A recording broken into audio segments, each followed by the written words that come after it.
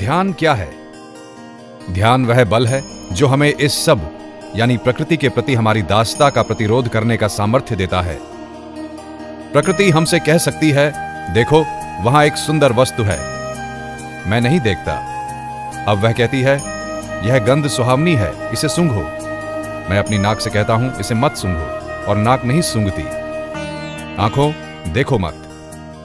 प्रकृति ऐसा जघन्य कार्य करती है, मेरे एक बच्चे को मार डालती है और कहती है, अब बदमाश बैठ और रो, गर्त में गिर। मैं कहता हूं, मुझे न रोना है न गिरना है, मैं उछल पड़ता हूं, मुझे मुक्त होना ही चाहिए। कभी इसे करके देखो, ध्यान में, एक क्षण के लिए तुम इस प्रकृति को बदल सकते हो।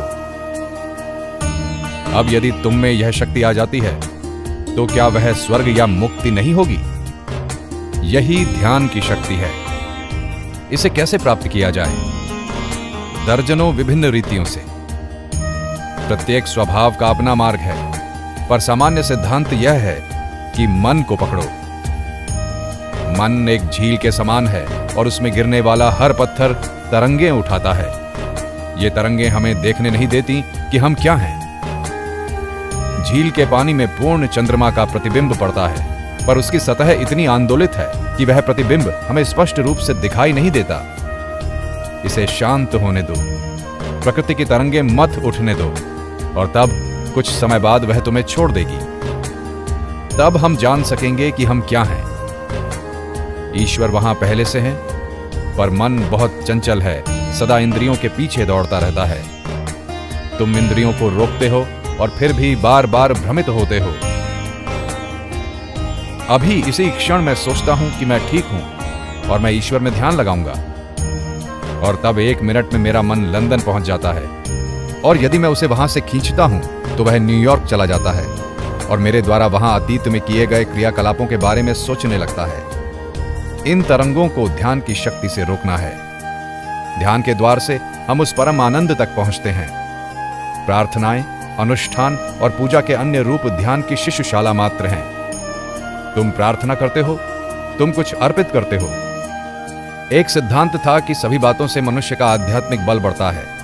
कुछ विशेष शब्दों, पुष्पों, प्रतिमाओं, मंदिरों, ज्योतियों को घुमाने के समान अनुष्ठानों, आरतियों का उपयोग मन को उस अभिवृत्ति में लाता है। पर वह अभिवृत्ति तो सदा मनुष्य की आत्मा में है, कहीं बाहर नहीं। लोग यह सब कर रहे हैं, पर वे जो अनजाने कर रहे हैं उसे तुम जानबूझकर करो। यही ध्यान की शक्ति है। हमें धीरे धीरे क्रम से अपने को प्रशिक्षित करना है। यह प्रश्न 1 दिन का या वर्षों का, और हो सकता है कि जन्मों का नहीं है। चिंता मत करो, अभ्यास जारी रहना चाहिए। इच्छापूर्वक, जानबूझकर अभ्यास जारी रखना चाहिए। इंच इंच करके हम आगे बढ़ेंगे। हम उस वास्तविक संपदाओं को अनुभव करने लगेंगे, प्राप्त करने लगेंगे जिसे हमसे कोई नहीं ले सकता। वह संपत्ति जिसे कोई मनुष्य नहीं छीन सकता, जिसे कोई नष्ट नहीं कर सकता। वह आनंद जिसे कोई दुख छू नहीं सकता। जिस विद्या के द्वारा ये अनुभव प्राप्त होते हैं उसका नाम है योग। धर्म के सत्यों का जब तक कोई अनुभव नहीं कर लेता तब तक धर्म की बात करना ही वृथा है।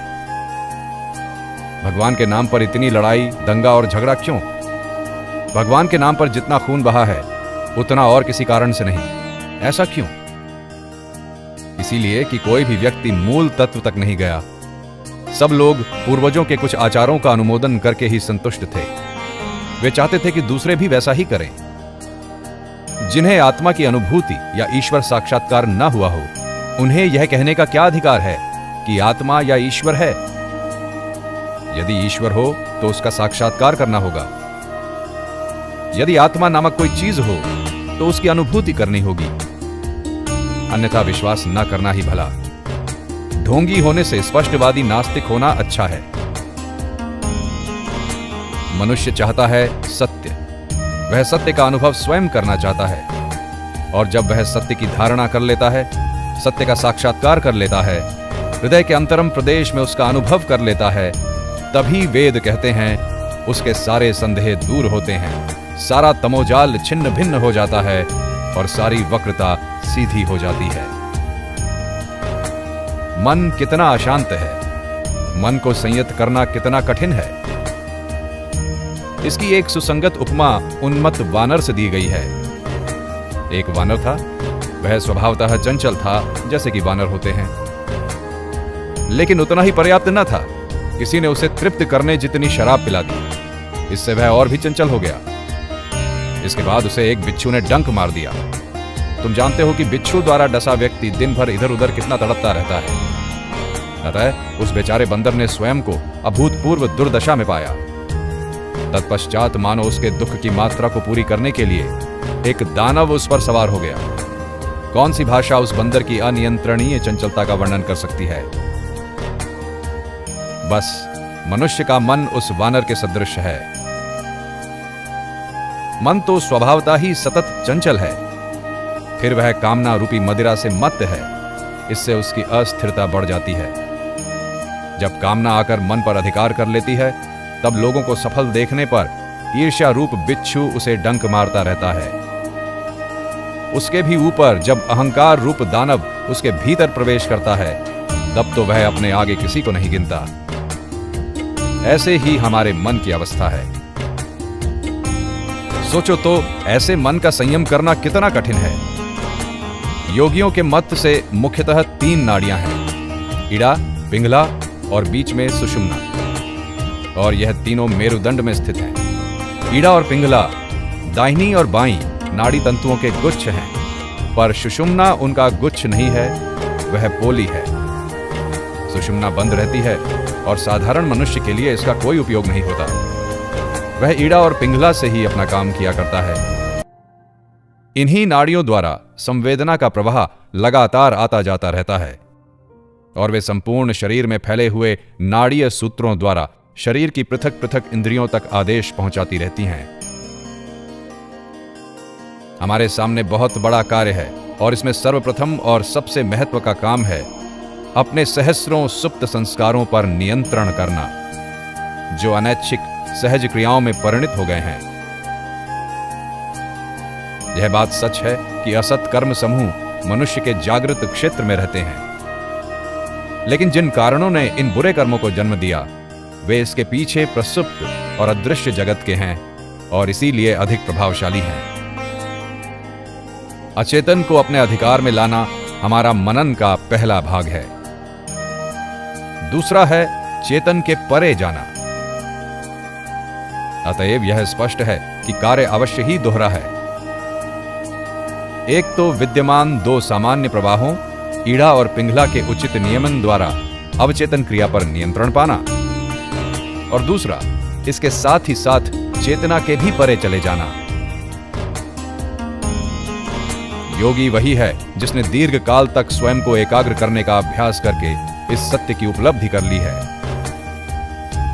अब सुषुम्ना का द्वार खुल जाता है, और इस मार्ग में वह प्रवाह प्रवेश करता है जो इसके पूर्व उसमें कभी नहीं गया था। वह, जैसा कि आलंकारिक भाषा में कहा है, धीरे धीरे विभिन्न कमल चक्रों में से होता हुआ कमल दलों को खिलाता हुआ और अंत में मस्तिष्क तक पहुंच जाता है। तब योगी को अपने सत्य स्वरूप का ज्ञान हो जाता है।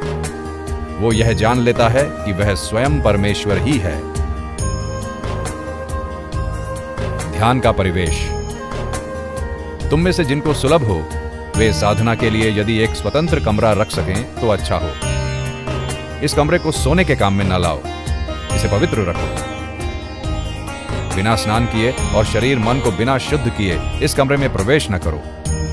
इस कमरे में सदा पुष्प और हृदय को आनंद देने वाले चित्र रखो। योगी के लिए ऐसे परिवेश अति उत्तम हैं। सुबह और शाम वहां धूप और चंदन चूर्ण आदि जलाओ। उस कमरे में किसी प्रकार का क्रोध, कलह और अपवित्र चिंतन न किया जाए। तुम्हारे साथ जिनके भाव मिलते हैं, केवल उन्हीं को उस कमरे में प्रवेश करने दो। ऐसा करने पर शीघ्र ही उस कमरे में पवित्रता का वातावरण बन जाएगा। यहां तक कि जब तुम दुखी, कष्टपूर्ण, अनिश्चय की स्थिति में हो या तुम्हारा मन चंचल हो, तो उस समय उस कमरे में प्रवेश करते ही तुम्हारा मन शांत हो जाएगा। मंदिर, गिरजाघर आदि के निर्माण का सच्चा उद्देश्य यही था। अब भी बहुत से मंदिरों और गिरजाघरों में तुम्हें यह भाव देखने को मिलता है, परंतु अधिकतर स्थलों में यह भाव भी नष्ट हो चुका है। इसमें आदर्श यह है कि चारों ओर पवित्र चिंतन की तरंगे सदा स्पंदित होते रहने के कारण वह स्थान आत्मिक प्रकाश से प्रदीप्त रहता है।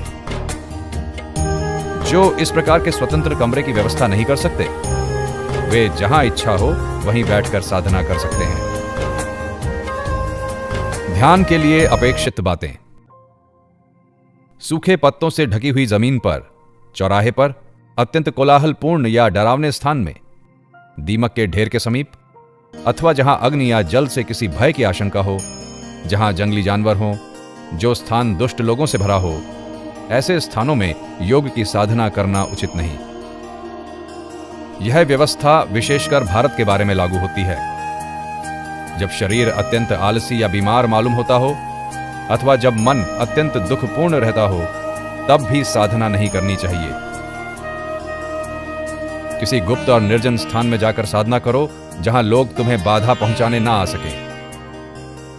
अपवित्र जगह में बैठकर साधना मत करना, वरन सुंदर दृश्य वाले स्थान में या अपने घर के किसी एक सुंदर कमरे में बैठकर साधना करना।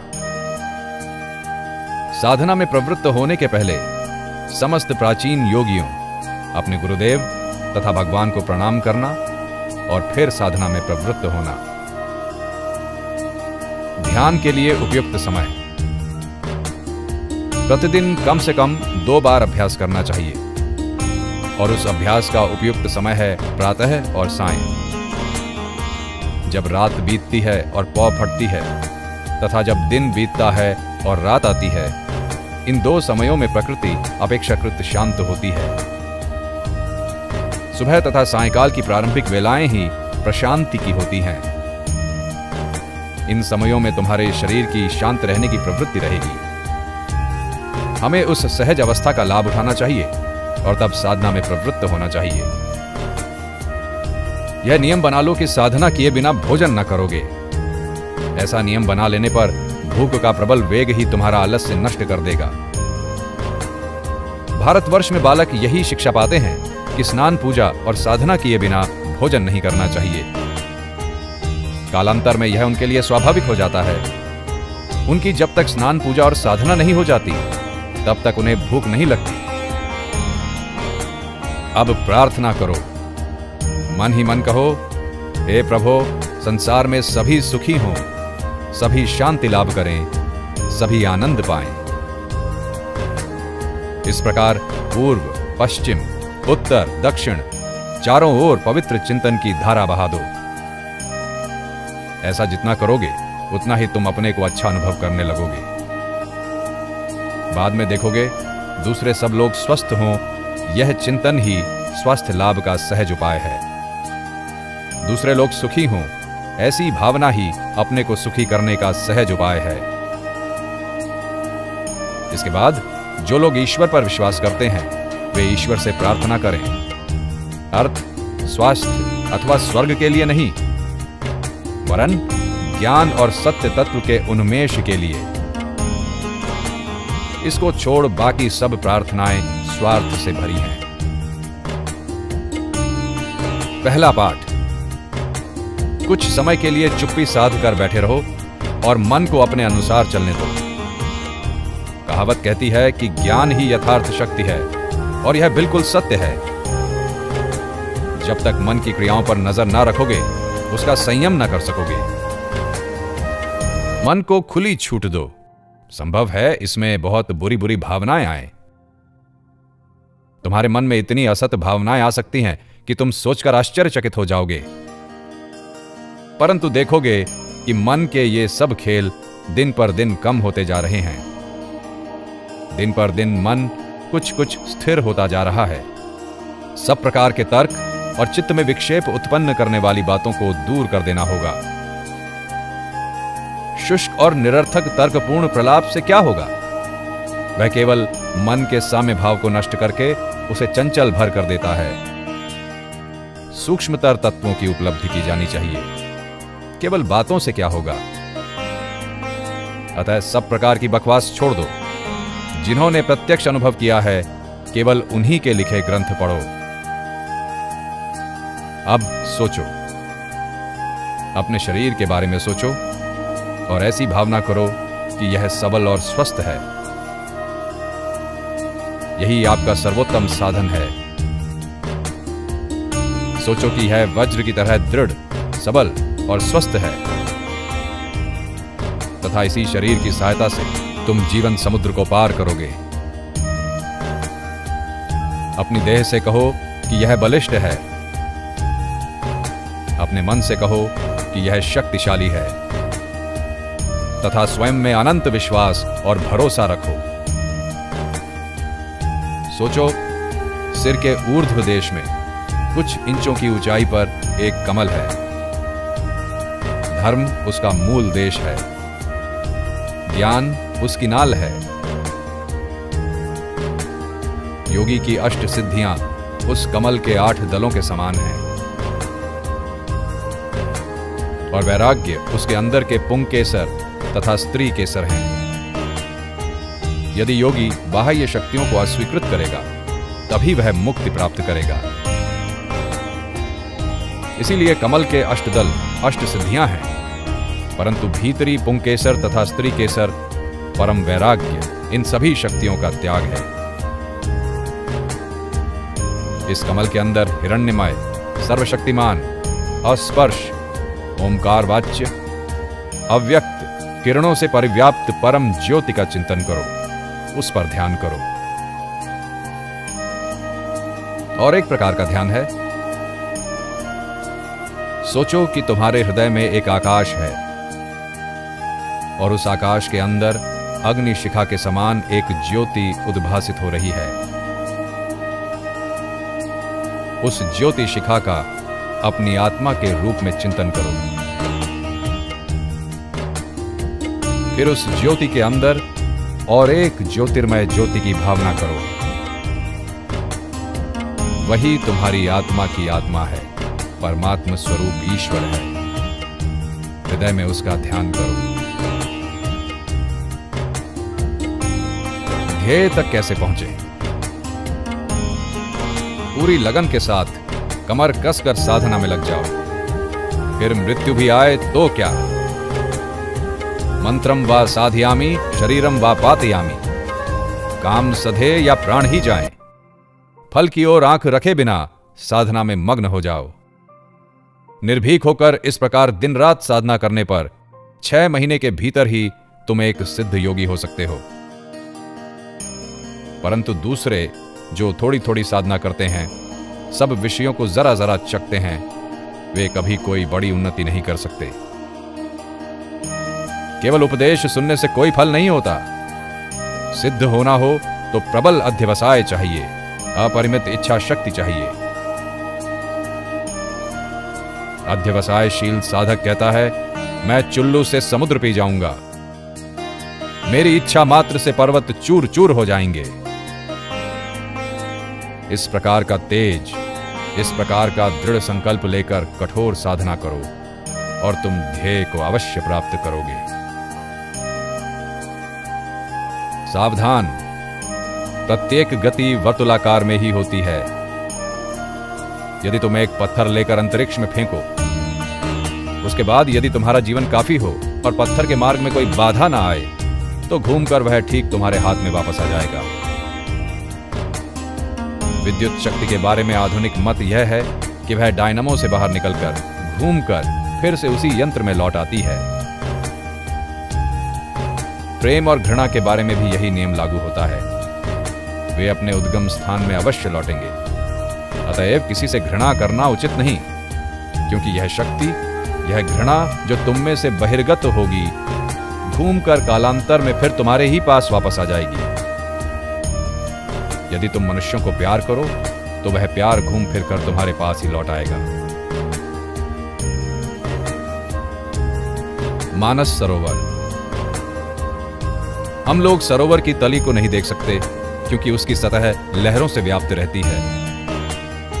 उस तली की झलक मिलनी तभी संभव है जब ये सारी लहरें शांत हो जाएं और पानी स्थिर हो जाए।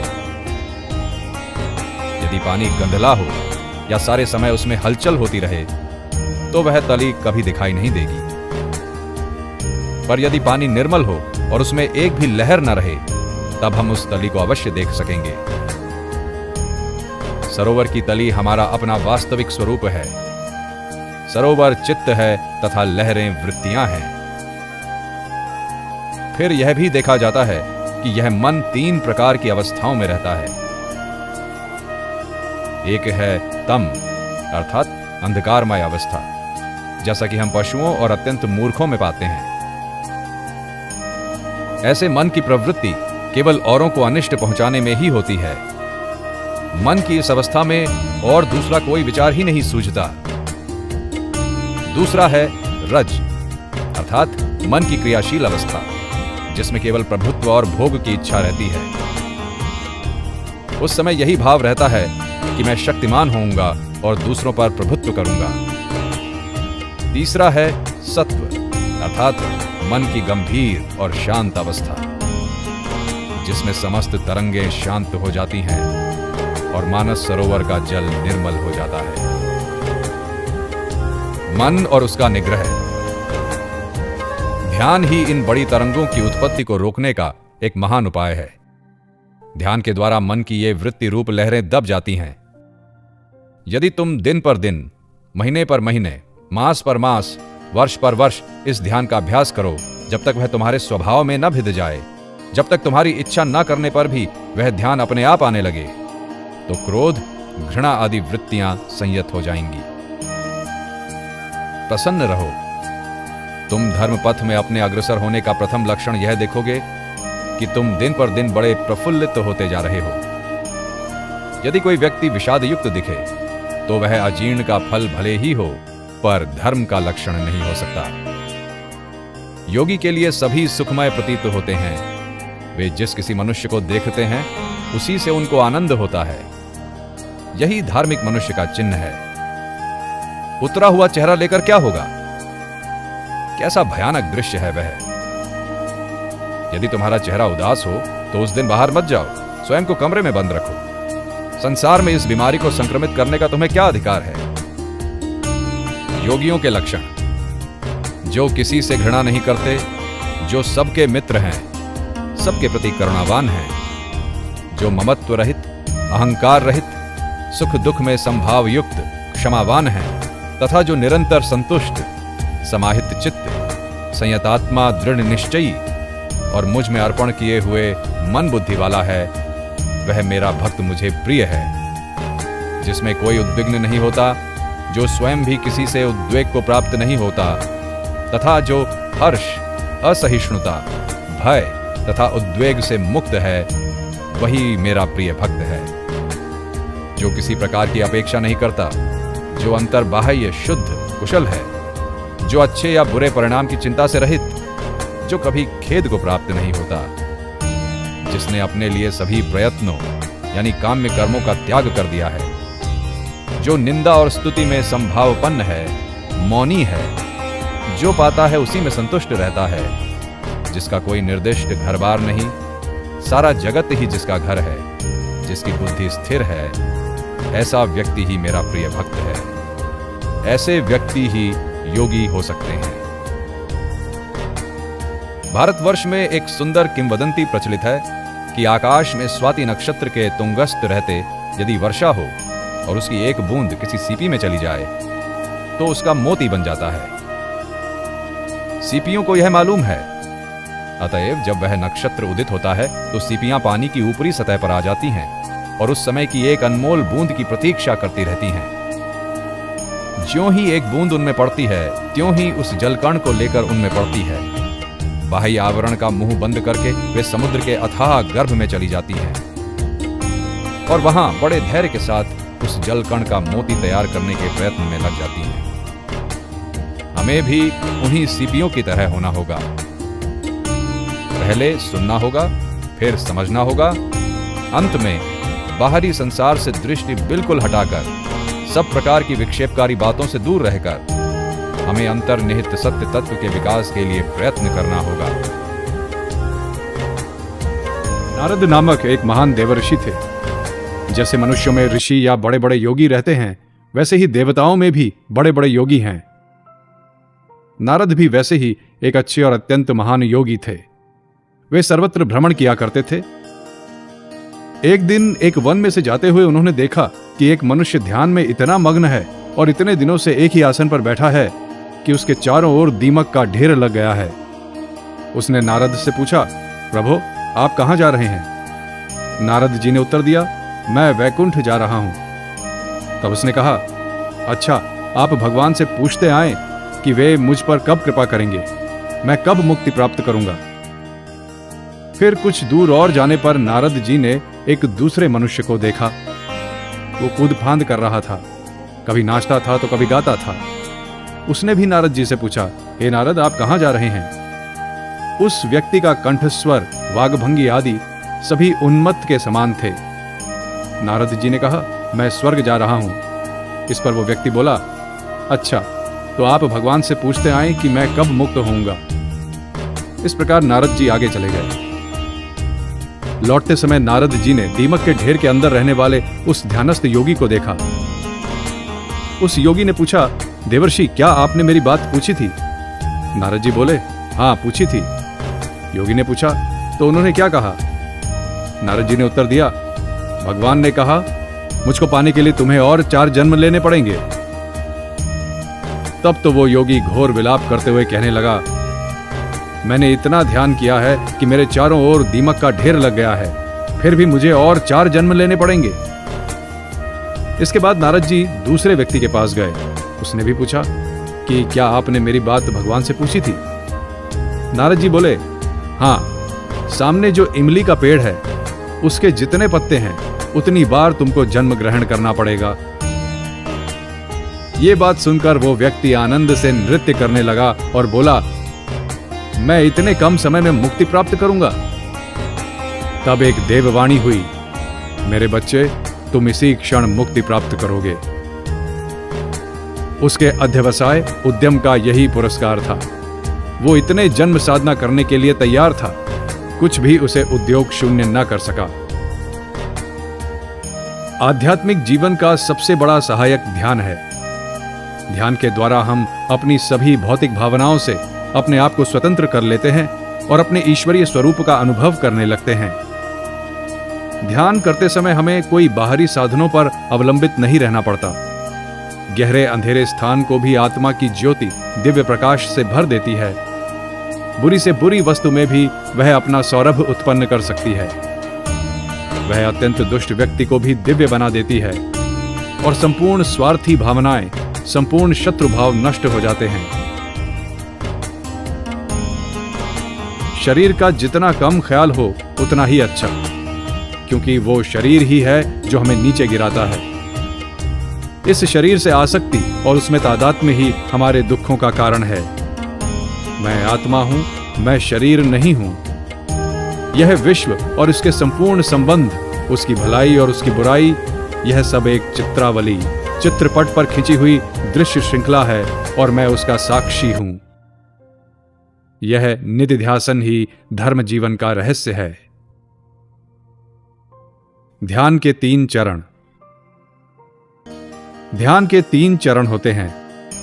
प्रथम वह है जिसे धारणा कहते हैं, किसी वस्तु पर चित्त को ठहराना। मैं इस ग्लास पर अपना चित्त एकाग्र करता हूं और ग्लास के अतिरिक्त अन्य प्रत्येक वस्तु को उससे बाहर रखता हूं। लेकिन मन चंचल है। जब वह दृढ़ हो जाता है और उतना अधिक चंचल नहीं रहता, तब ध्यान कहलाता है।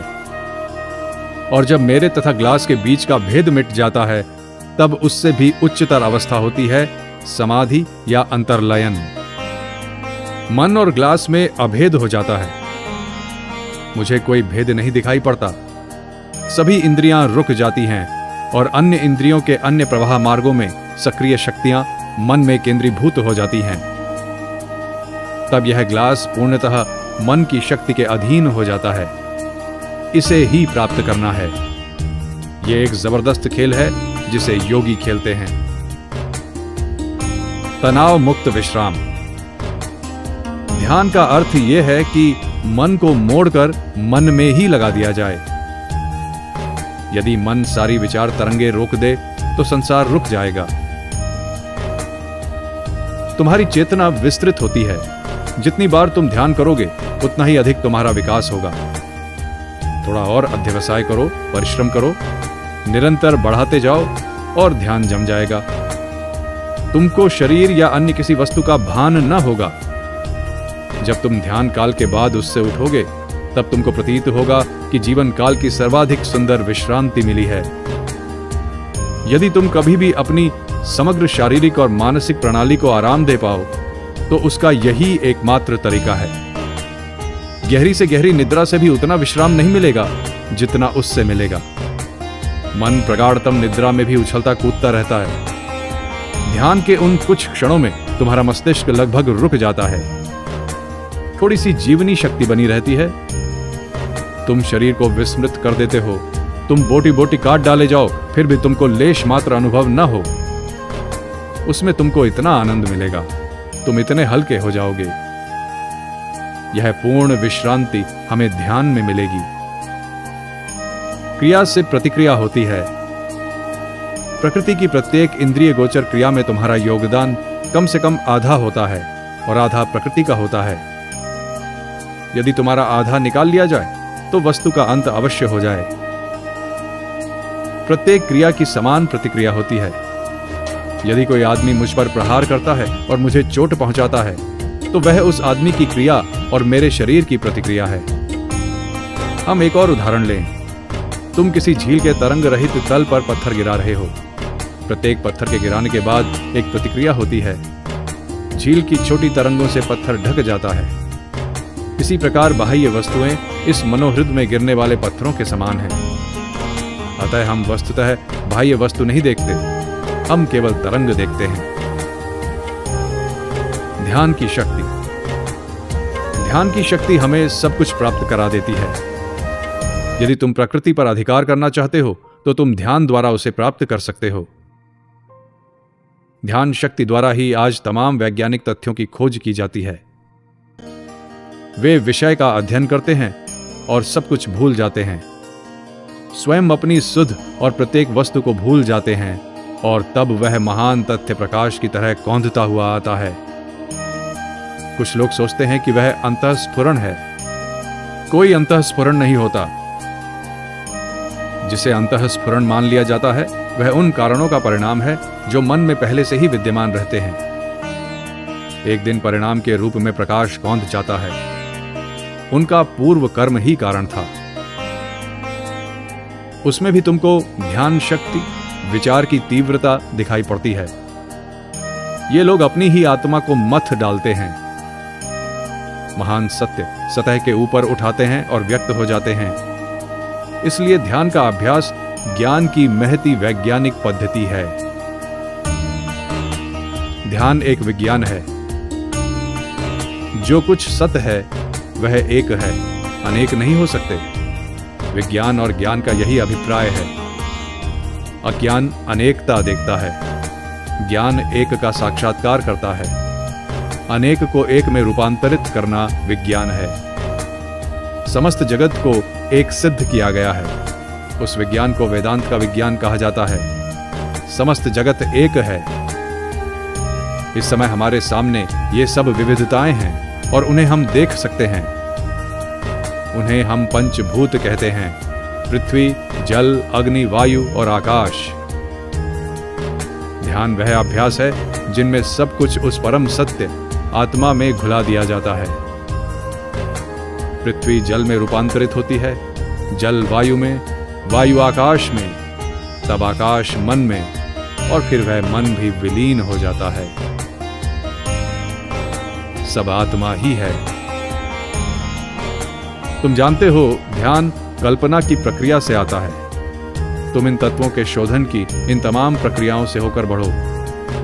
एक को दूसरे में रूपांतरित करते जाओ, फिर उसको अपने से ऊंचे में, फिर उसको मन में, फिर उसको आत्मा में, और तब तुम आत्मा हो।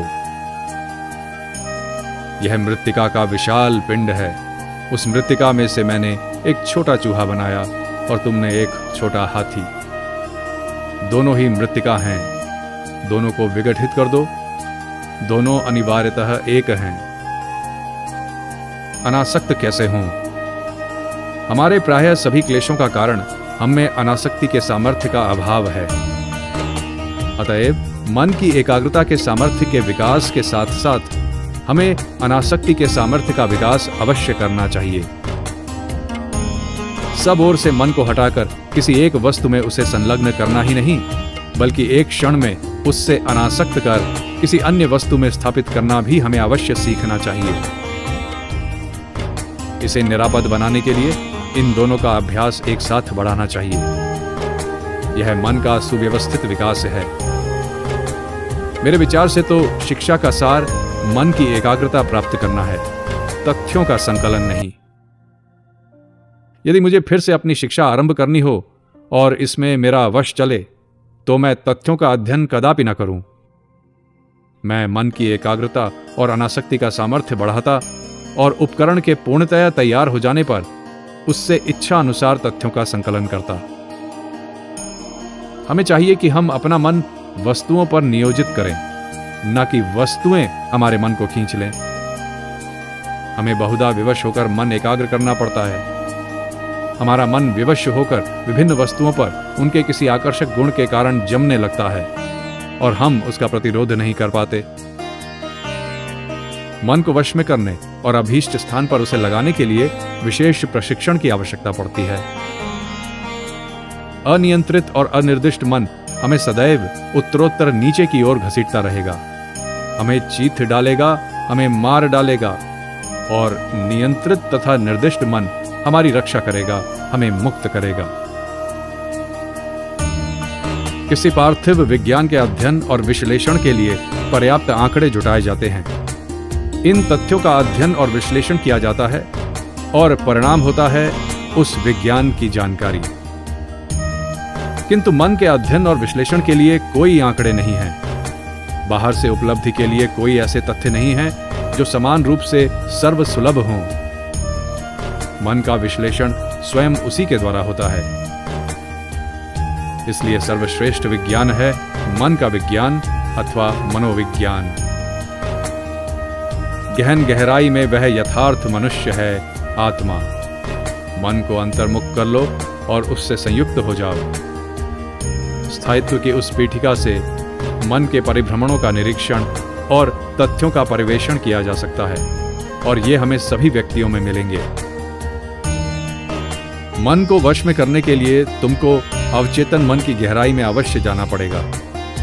वहां जो विभिन्न संस्कार, विचार आदि संचित हैं, उन्हें क्रमबद्ध करना पड़ेगा और उन पर नियंत्रण रखना पड़ेगा। ये प्रथम सीढ़ी है। अवचेतन मन पर नियंत्रण से चेतन मन पर तुम्हारा नियंत्रण स्थापित हो जाएगा। ओज की शक्ति। योगी कहते हैं कि मनुष्य में जो शक्ति काम क्रिया, काम चिंतन आदि रूपों में प्रकाशित हो रही है, उसका दमन करने पर वह सहज ही ओज में परिणित हो जाती है। यह ओज मस्तिष्क में संचित रहता है। जिसके मस्तिष्क में ओज जितने अधिक परिमाण में रहता है, वह उतना ही अधिक बुद्धिमान और आध्यात्मिक बल से बली होता है। एक व्यक्ति बड़ी सुंदर भाषा में सुंदर भाव व्यक्त करता है, परंतु लोग आकृष्ट नहीं होते, और दूसरा व्यक्ति न सुंदर भाषा बोल सकता है, न सुंदर ढंग से भाव व्यक्त कर सकता है, परंतु फिर भी लोग उसकी बात से मुग्ध हो जाते हैं। वह जो कुछ कार्य करता है, उसी में महाशक्ति का विकास देखा जाता है। ऐसी है ओज की शक्ति। कामजयी स्त्री पुरुष ही इस ओज को मस्तिष्क में संचित कर सकते हैं। इसलिए ब्रह्मचर्य ही सदैव सर्वश्रेष्ठ धर्म माना गया है। इसी कारण तुम देखोगे संसार में जिन जिन संप्रदायों में बड़े बड़े धर्मवीर पैदा हुए हैं, उन सभी संप्रदायों ने ब्रह्मचर्य पर विशेष जोर दिया है। इसीलिए विवाह त्यागी सन्यासी दल की उत्पत्ति हुई है। इस ब्रह्मचर्य का पूर्ण रूप से तन मन वचन से पालन करना नितांत आवश्यक है। मन की शक्ति। राजयोग विद्या पहले मनुष्य को उसकी अपनी आभ्यंतरिक अवस्थाओं के परिवेषण का इस प्रकार उपाय दिखा देती है। मन ही उस परिवेषण का यंत्र है। मनोयोग की शक्ति का सही सही नियमन कर जब उसे अंतर जगत की ओर परिचालित किया जाता है, तभी वह मन का विश्लेषण कर सकती है, और तब उसके प्रकाश से हम ये सही सही समझ सकते हैं कि अपने मन के भीतर क्या घट रहा है। मन की शक्तियां इधर उधर बिखरी हुई प्रकाश की किरणों के समान हैं। जब उन्हें केंद्रीभूत किया जाता है तब वे सब कुछ आलोकित कर देती हैं। यही ज्ञान का हमारा एकमात्र उपाय है। यदि केवल यह ज्ञात हो गया कि प्रकृति का द्वार कैसे खटखटाना चाहिए, उस पर कैसे आघात देना चाहिए, तो बस प्रकृति अपना सारा रहस्य खोल देती है। उस आघात की शक्ति और तीव्रता एकाग्रता से ही आती है। मानव मन की शक्ति की कोई सीमा नहीं। वह जितना ही एकाग्र होता है उतनी ही उसकी शक्ति एक लक्ष्य पर केंद्रित होती है। यही रहस्य है। इन सारी योग प्रणालियों में जो कुछ गुह्य या रहस्यात्मक है, सब छोड़ देना पड़ेगा। जिससे बल मिलता है उसी का अनुसरण करना चाहिए। अन्यान्य विषयों में जैसा है, धर्म में भी ठीक वैसा ही है। जो तुमको दुर्बल बनाता है वह समूल त्याज्य है। रहस्य स्पृहा मानव मस्तिष्क को दुर्बल कर देती है। इसके कारण ही आज विज्ञानों में से एक उत्कृष्ट विज्ञान योग शास्त्र नष्ट सा हो गया है। योगी को अधिक सुख विलास और कठोरता दोनों का ही त्याग कर देना चाहिए। उसके लिए उपवास करना या देह को किसी प्रकार कष्ट देना उचित नहीं। गीता जी कहती है, जो अपने को अनर्थक क्लेश देते हैं वे कभी योगी नहीं हो सकते। अति भोजनकारी, उपवासशील, अधिक जागरणशील, अधिक निद्रालु, अत्यंत कर्मी अथवा बिल्कुल लालसी, इनमें से कोई भी योगी नहीं हो सकता। मध्यम मार्ग का अनुगमन करो। इस सत्य अमृत को प्राप्त करने के लिए राजयोग विद्या मानव के समक्ष यथार्थ व्यवहारिक और साधनोपयोगी वैज्ञानिक प्रणाली रखने का प्रस्ताव करती है। पहले तो प्रत्येक विद्या के अनुसंधान और साधन की प्रणाली अलग अलग हैं। यदि तुम खगोलज्ञ होने की इच्छा करो और बैठे बैठे केवल खगोल विज्ञान कहकर चिल्लाते रहो, तो तुम कभी खगोल विज्ञान के अधिकारी ना हो सकोगे।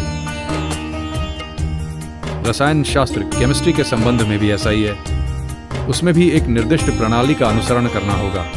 प्रयोगशाला में जाकर विभिन्न द्रव्यादि लेने होंगे, उनको एकत्र करना होगा, उन्हें उचित अनुपात में मिलाना होगा, फिर उनको लेकर उनकी परीक्षा करनी होगी, तब कहीं तुम रसायनविद हो सकोगे।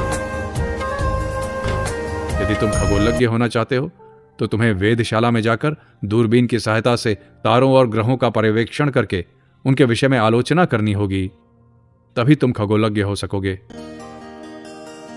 प्रत्येक विद्या की अपनी एक निर्दिष्ट प्रणाली है। मैं तुम्हें सैकड़ों उपदेश दे सकता हूं, परंतु तुम यदि साधना न करो तो तुम कभी धार्मिक ना हो सकोगे। ध्यान का प्रभाव। दिन रात ब्रह्म विषय का अनुसंधान किया करो। एकाग्र मन से ध्यान किया करो और शेष समय में या तो कोई लोकहितकर काम किया करो या मन ही मन सोचा करो कि जीवों का, जगत का उपकार हो, सभी की दृष्टि ब्रह्म की ओर लगी रहे। इस प्रकार लगातार चिंतन की लहरों के द्वारा ही जगत का उपकार होगा। जगत का कोई भी सद अनुष्ठान व्यर्थ नहीं जाता, चाहे वह कार्य हो या चिंतन। तुम्हारे चिंतन से ही प्रभावित होकर संभव है कि अमेरिका के किसी व्यक्ति को ज्ञान प्राप्ति हो। ध्यान के समय तेल की धार की तरह मन को एक ओर लगाए रखना चाहिए। जीव का मन अनेकानेक विषयों से विक्षिप्त हो रहा है। ध्यान के समय भी पहले मन विक्षिप्त होता है। मन में जो चाहे भाव उठें, उन्हें उस समय स्थिर हो बैठकर देखना चाहिए। देखते देखते मन स्थिर हो जाता है और फिर मन में चिंतन की तरंगें नहीं रहती। वह तरंग समूह ही है मन की संकल्प वृत्ति। इससे पूर्व जिन विषयों का तीव्र भाव से चिंतन किया है, उनका अवचेतन तरंग के रूप में परिवर्तित होकर एक मानसिक प्रवाह रहता है। इसीलिए वे विषय ध्यान के समय मन में उठते हैं। साधक का मन धीरे धीरे स्थिरता की ओर जा रहा है। उनका उठना या ध्यान के समय स्मरण होना ही उसका प्रमाण है कि मन कभी किसी भाव को लेकर एक वृत्तिस्थ हो जाता है, उसी का नाम है सविकल्प ध्यान। और मन जिस समय सभी वृत्तियों से शून्य होकर निराधार एक अखंड बोध रूपी प्रत्यक्ष चैतन्य में लीन हो जाता है, उसका नाम है वृत्ति शून्य निर्विकल्प समाधि। हमने श्री रामकृष्ण में ये दोनों समाधियां बार बार देखी हैं। उन्हें ऐसी स्थितियों को प्रयत्न करके लाना नहीं पड़ता था, बल्कि अपने आप ही एकाएक वैसा हो जाया करता था। वो एक आश्चर्यजनक घटना होती थी। प्रतिदिन अकेले ध्यान करना, सब रहस्य स्वयं ही खुल जाएगा। भाव प्रवणता को ध्यान के समय एकदम दबा देना, वही बड़ा भय है। जो लोग अधिक भाव प्रवण हैं, उनकी कुंडलिनी फड़फड़ाती हुई ऊपर तो उठ जाती है, परंतु वह जितनी शीघ्र ऊपर जाती है, उतनी ही शीघ्र नीचे भी उतर आती है। जब उतरती है तो साधक को एकदम गर्त में ले जाकर छोड़ती है। भाव साधना के सहायक कीर्तन आदि में यही एक बड़ा दोष है। नाच कूद कर सामयिक उत्तेजना से उस शक्ति की ऊर्ध्व गति अवश्य हो जाती है, परंतु स्थायी नहीं होती। निम्नगामी होते समय जीव में प्रबल काम वृत्ति की वृद्धि होती है। मेरे अमेरिका के भाषण सुनकर सामयिक उत्तेजना से स्त्री पुरुषों में अनेक का यही भाव हुआ करता था। कोई तो जड़ की तरह बन जाते थे। मैंने बाद में पता लगाया था कि उस स्थिति के बाद ही कई लोगों की काम प्रवृत्ति की अधिकता होती थी। स्थिर ध्यान धारणा का अभ्यास न होने के कारण ही वैसा होता है। सभी साधन रहस्य शास्त्र में नहीं हैं, वे सब गुप्त भाव से गुरु शिष्य परंपरागत चले आ रहे हैं। एक दिन भी क्रम न तोड़ना। कामकाज का झंझट रहे तो कम से कम 15 मिनट तो अवश्य ही कर लेना। एक निष्ठ ना रहने से कुछ नहीं होता। अपने जीवन का अनुसंधान करो, मन का संयम करो, इंद्रियों का निरोध करो, तभी तुम योगी हो पाओगे। तभी शेष सब कुछ प्राप्त हो जाएगा। सुनना, देखना, सूंघना और स्वाद लेना अस्वीकार कर दो। बहिरिंद्रियों से मनः शक्ति को खींच लो। जब तुम्हारा मन किसी विषय में मग्न रहता है, तब तुम अचेतन रूप से ये क्रिया सर्वदा करते ही रहते हो। अतएव चेतन रूप से भी तुम इसका अभ्यास कर सकते हो। मन अपनी इच्छा के अनुसार कभी भी इंद्रियों का प्रयोग कर सकता है। इस मूल कुसंस्कार को बिल्कुल निकाल दो कि हम देह की सहायता से ही काम करने के लिए विवश हैं। हम विवश नहीं हैं। अपने कमरे में जाकर बैठो और अपनी अंतरात्मा के भीतर से उपनिषदों को प्राप्त करो।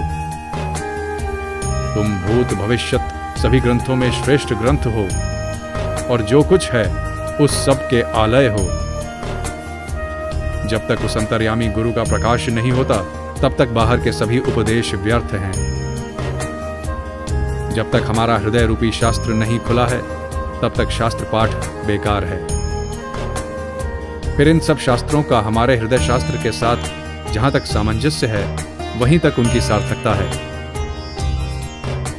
बल क्या है, ये बलवान व्यक्ति ही समझ सकता है। हाथी ही सिंह को समझ सकता है, चूहा नहीं। महत्ता ही केवल महत्ता का आदर कर सकती है। ईश्वर ही ईश्वर की उपलब्धि कर सकता है। हम ही लोग जीवंत शास्त्र हैं। हम जो बातें करते हैं वे ही सब शास्त्र शब्द से परिचित हैं। सभी जीवंत ईश्वर जीवंत ईसा हैं। इस भाव से सबको देखो। मनुष्य का अध्ययन करो।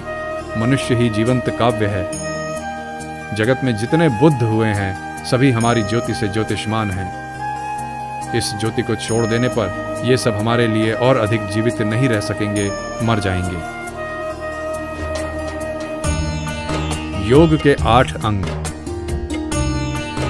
राजयोग का नाम अष्टांग योग है, क्योंकि इसको प्रधानतः 8 भागों में विभक्त किया गया है।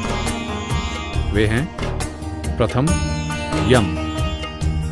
ये सर्वाधिक महत्वपूर्ण है और सारा जीवन इसके द्वारा शासित होना चाहिए। इसके 5 विभाग हैं। पहला, मन कर्म वचन से हिंसा न करना। मन कर्म वचन से लोभ न करना। मन, कर्म और वचन की पवित्रता, मन, कर्म और वचन की पूर्ण सत्यता, अपरिग्रह, किसी से कोई दान ना लेना।